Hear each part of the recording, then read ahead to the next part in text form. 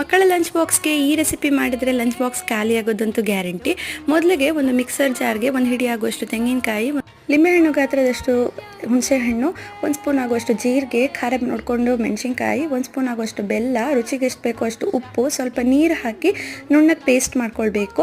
ಇನ್ನೊಂದು ಬಾಣಲೆಗೆ ಸ್ವಲ್ಪ ಎಣ್ಣೆ ಹಾಕಿ ಕಡಲೆ ಬೀಜನ ಹಾಕ್ಕೊಂಡು ಚೆನ್ನಾಗಿ ಫ್ರೈ ಮಾಡಿಕೊಂಡು ಒಂದು ಪಾತ್ರೆಗೆ ಎತ್ತಿಟ್ಕೊಳ್ಬೇಕು. ಇದನ್ನು ಲಾಸ್ಟಿಗೆ ಸೇರಿಸೋದ್ರಿಂದ ಕ್ರಂಚಿನೆಸ್ ಹಾಗೆ ಇರುತ್ತೆ.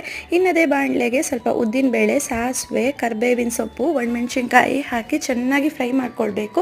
ಇನ್ನು ರುಬ್ಬಿರುವಂತಹ ಗೊಜ್ಜನ್ನ ಅದಕ್ಕೆ ಸೇರಿಸಿ ಚೆನ್ನಾಗಿ ಎಣ್ಣೆ ಬೆರ್ತೋಗೋ ತನಕ ಫ್ರೈ ಮಾಡ್ಕೊಳ್ಬೇಕು.